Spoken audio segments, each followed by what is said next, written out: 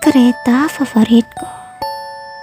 Cerpen karangan Vaniel Via.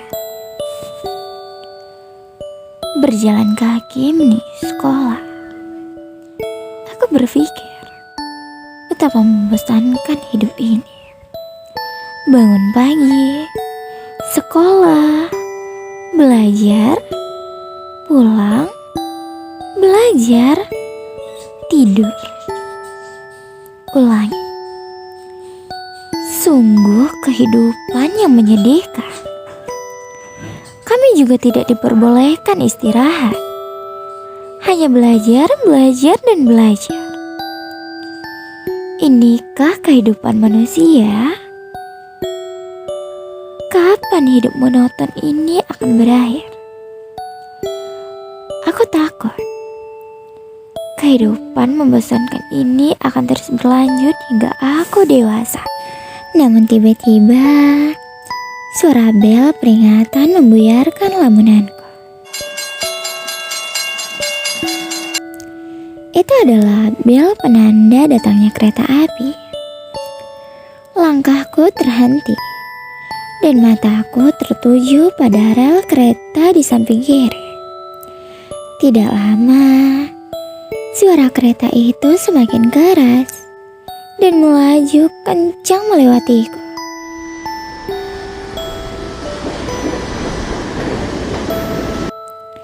Aku suka kereta. Aku mengaguminya. Melihat kereta favoritku melaju dengan kencang sudah cukup membuatku gembira. Aku tersenyum tipis, melupakan semua pemikiranku dan melanjutkan perjalanan ke sekolah dengan suasana hati yang sudah membaik. Suara bel berdering menandakan waktunya untuk belajar. Ini tidak terlalu buruk. Matematika, pelajaran yang sangat aku sukai. Aku suka berhitung dan melihat angka-angka. Aku suka bidang aljabar, geometri, statistika, dan lain-lain. Aku suka sekali mengerjakan soal yang mengecoh. Rasanya seperti menjawab teka-teki. Aku suka sekali memahami kumpulan rumus-rumus matematika. Bagiku, itu sangatlah indah. Tentu saja, aku hanya menyukainya saja. Bukan berarti aku memiliki nilai ujian yang bagus. Bagiku, matematika adalah salah satu hal yang dapat membuatku senang. Tapi kurasa itu tidak lagi benar. Sekarang, matematika hampir terasa seperti pelajaran lain. Menyedihkan. Di mataku sekarang, semua pelajaran itu sama. Karena pada akhirnya, aku dituntut untuk memperoleh nilai tinggi saat ujian. Perasaanku cukup membaik karena pelajaran pertama adalah pelajaran yang kusukai. Tapi, aku tidak yakin dengan yang satu ini. Sastra. Pelajaran yang menjadi musuh bebuyutanku sejak sekolah dasar. Tidak peduli seberapa keras aku mencoba, seberapa lama aku belajar, aku tidak pernah bisa memahaminya. Terlalu lama berlarut dalam pikiran. Guru memanggilku. Hei yang di ujung sana, sebutkan suasana hati sang tokoh utama pada halaman 69. Aku terdiam. Panik memikirkan dan mencari jawabannya. Selama 10 detik aku mematung, terdiam, sehingga guru menegurku. Hei, Jika guru bertanya, kau harus menjawab. Aku sudah menerangkan materi ini kemarin. Apa kau masih tidak memahaminya? Nilai ujianmu kemarin sudah cukup rendah. Mau bagaimana nasibmu di masa depan? Aku terdiam mematung. Saat itu, pikiranku langsung membeku, sehingga aku tak bisa mengucapkan sepatah kata pun. Ucapan guru itu benar. Nilai ujian sastraku cukup rendah, dan aku sama sekali tidak memahami materinya. Aku sungguh bodoh. Bel istirahat yang berbunyi menandakan waktunya pergi ke kantin. Kakiku berjalan dengan lesu ke kantin tanpa semangat. Tentunya, otakku masih dipenuhi pikiran-pikiran. Aku hanya makan roti dan minum teh. Sambil menikmati makananku, aku memikirkan banyak hal. Namun, waktu makan siangku terganggu karena kedatangan seorang teman sekelas, Roni. Oi, sudahkah kau melihat nilai ujianmu? Bagaimana? Biar ku tebak. Pasti jelek. Ucapnya sambil tertawa terbahak-bahak. Jujur saja, aku tidak paham kenapa kau bisa mendapat nilai sejelek ini. Aku sendiri masih mendapat nilai yang cukup bagus. Seharusnya kau belajar lebih keras lagi, dasar bodoh. Aku hanya terdiam. Semua ucapannya benar. Kenapa aku tidak belajar lebih keras lagi? Mungkin jika aku belajar lebih keras, aku bisa mendapatkan nilai tinggi dan semua ini tidak akan terjadi. Sudahlah. Tidak ada gunanya memikirkan hal yang sudah terjadi. Kuakui, dulu aku cukup bodoh. Suasana kelas yang sunyi ditambah dengan guru yang mengamati setiap gerak-gerik kami. Aku memegang sebuah pensil dengan kertas kosong di depanku. Benar, sekarang masih pelajaran sastra.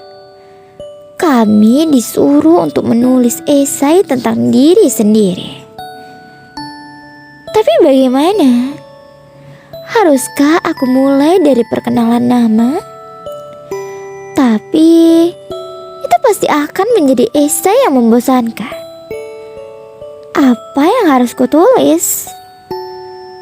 Akan lebih baik jika aku mengerjakan matematika daripada pelajaran sastra yang bagiku sama sekali tidak masuk akal ini. Selama 30 menit aku duduk diam dengan tatapan kosong dan pikiran kacau sambil memandangi kertas kosong tanpa coretan sama sekali.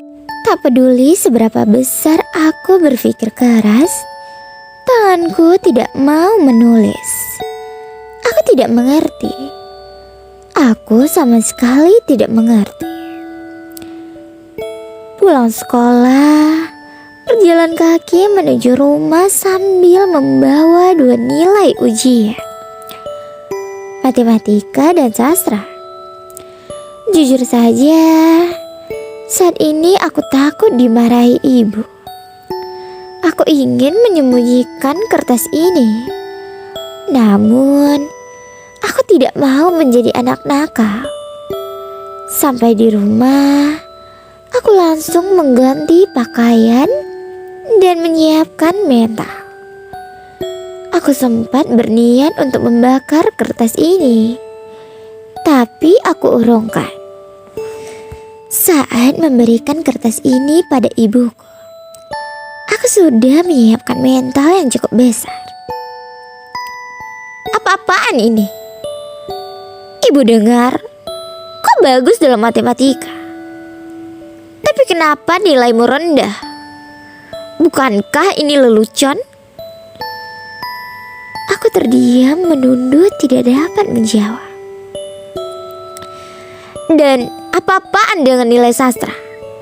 Sungguh mengerikan. Kau belajar atau tidak sih? Jika nilaimu rendah seperti ini, mau jadi apa kau di masa depan? Aku masih terdiam. Lagi pula, nilai kan tidak menentukan karir. Lihat anak tetangga sebelah. Dia mendapatkan peringkat 1 dengan semua nilai di atas 90. Harusnya kau malu terhadap dirimu sendiri. Kenapa kau tidak bisa seperti anak itu? Seperti biasa, aku kembali dibanding-bandingkan dengan anak lain. Padahal kemampuan kami itu berbeda-beda. Ibu tidak mau tahu. Pokoknya kau harus mendapatkan nilai di atas 90 untuk semua mata pelajaran. Jika ada satu saja yang tidak lolos, jangan harap kau bisa tidur di rumah ini. Untuk sekarang, pergilah ke kamarmu dan belajar. Kau tidak akan mendapat makan malam. Jadi, habiskan waktumu dengan belajar. Dengan begitu, ibu pergi begitu saja meninggalkan aku yang masih terdiam menunduk. Aku meringkuk sendirian di pojok kamar, menangis terseduh-seduh. Tidak peduli belajar sekeras apapun, aku tetap tidak akan mendapatkan nilai bagus. Setiap murid memiliki kemampuan yang berbeda-beda. Lalu apa kemampuanku? Aku sungguh bodoh memikirkan bahwa semua akan berjalan baik-baik saja. Sejak dulu, aku selalu diam ketika ditegur atau dimarahi. Jika aku menjawab, itu tidak sopan. Karena tugasku hanyalah mendengarkan ucapan mereka. Tapi apakah aku melakukan hal yang benar? Benarkah diam itu lebih baik? Aku tidak tahu. Saat ini, pikiranku sangat kacau. Nilai hanyalah angka. Tentunya, aku yakin angka tidak menentukan masa depanku. Tapi aku tetap dibanding-bandingkan dengan anak lain. Aku sudah paham itu. Kemampuanku lebih rendah daripada mereka. Tapi kumohon, tinggalkan aku sendiri. Yang kuinginkan hanyalah menggapai cita-citaku yang telah lama sirna. Sejak awal, seharusnya aku sadar bahwa hidup ini bukanlah fiksi. Seharusnya aku lebih mencoba lagi lebih keras. Teguran guru, ejekan teman, dan ucapan ibuku, semuanya terasa bagaikan belati yang menikam pembuluh darahku. Oh Tuhan, tolong aku. Aku kesepian, ucapku dalam kesunyian. Udara dingin kembali menusuk kulitku di pagi ini. Dalam perjalanan ke sekolah, aku kembali menatap rel di mana kereta melaju kencang melewatiku. Sungguh indah menatap daun-daun yang berguguran mengikuti arah gerak angin kereta itu melaju. Dan aku kembali menggerakkan kakiku. Sesampainya di sekolah, kami kembali mengerjakan esai kemarin. Yap, sekarang masih pelajaran sastra. Kami harus melanjutkan esai kemarin yang belum selesai. Pastinya guru menunggu hasil pekerjaanku. Dan karena keterlambatanku, aku pasti mendapatkan nilai rendah. Kau masih belum menulis esai mudah ini. Ayolah, aku tahu kau bodoh, tapi tidak sebodoh ini. Kau bisa mulai menulis soal cita-citamu misalnya. Roni tiba-tiba berucap sehingga membuatku berhenti melamun. Ucapannya membuatku terpikirkan akan sesuatu. Cita-cita? Apa maksudnya mimpi? Mimpiku sudah lama sirna dan tak mungkin datang kembali. Sejak awal, siapa yang membuang mimpiku jauh-jauh? Siapa ya? Ah, benar, ibuku. Sejak dulu, aku sangat menyukai kereta, sehingga bercita-cita menjadi seorang masinis. Tapi ibu ingin aku menjadi dokter, sehingga beliau membuang mimpiku jauh-jauh. Ah, sudahlah. Lagi-lagi aku tak bisa menyelesaikan esai ini. Ucapku memotong pikiranku sambil tertawa miris. Sudah cukup. Aku tidak mau meneruskan ini lagi. Cukup. Aku muak. Aku ingin berhenti. Aku sudah puas meneruskan hidup. Menyedihkan ini. Apakah semua akan selesai bila aku mati? Masa bodoh dengan Tuhan? Dosa? Atau apapun itu? Apa semuanya akan benar-benar selesai jika aku menghilang? Jika aku mati? Manusia bukanlah makhluk sempurna. Kami juga mempunyai tanggung jawab sesuai kemampuan masing-masing. Seperti murid yang bertanggung jawab untuk belajar dan menuruti perintah orang tua. Tapi ketika sampai di sekolah, kami disuruh untuk menguasai seluruh mata pelajaran untuk memenuhi harapan orang tua dan guru. Padahal kami bukanlah makhluk yang sempurna. Murid juga berhak untuk memiliki kebebasan, bukan terkekang oleh harapan orang dewasa yang serakah. Perlu diketahui, murid hanyalah anak-anak yang tentunya berhak untuk mendapatkan kebahagiaan.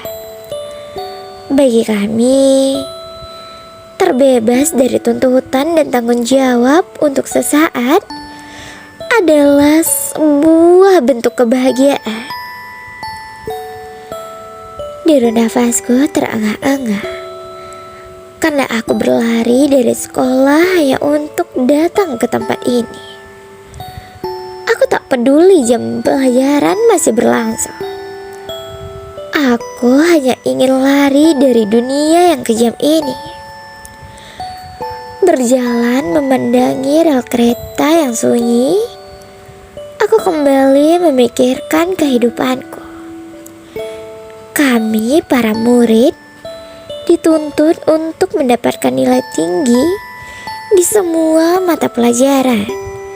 Sekalipun kami adalah manusia biasa yang tidak sempurna. Padahal, jika sejak awal kami tidak dituntut apa-apa oleh guru ataupun orang tua, kami tidak akan menjadi stres seperti ini. Akan lebih baik jika kami menjalani hidup dengan baik sebagaimana mestinya. tanpa tuntutan apapun. Sejak kapan kita semua terperangkap dalam ilusi ini? Ilusi yang membuat manusia merasa serakah dan tak pernah cukup akan apa yang mereka dapatkan. Rasa serakah ini terus berlanjut hingga mereka dewasa. Kemudian mereka akan menyuruh anak-anak untuk mencapai hal yang tidak mereka capai atas bentuk keserakahan. Berjalan perlahan mendekati rel tersebut sambil bersenandung kaca. Kereta yang hanya melewati rel ini pada pagi dan siang hari tidak lama lagi akan datang. Benar saja, tiba-tiba terdengar suara bel peringatan yang membuat palang pembatas turun. Aku menarik napas perlahan, melangkahkan kakiku ke depan, dan melompati palang pembatas itu dengan mudah.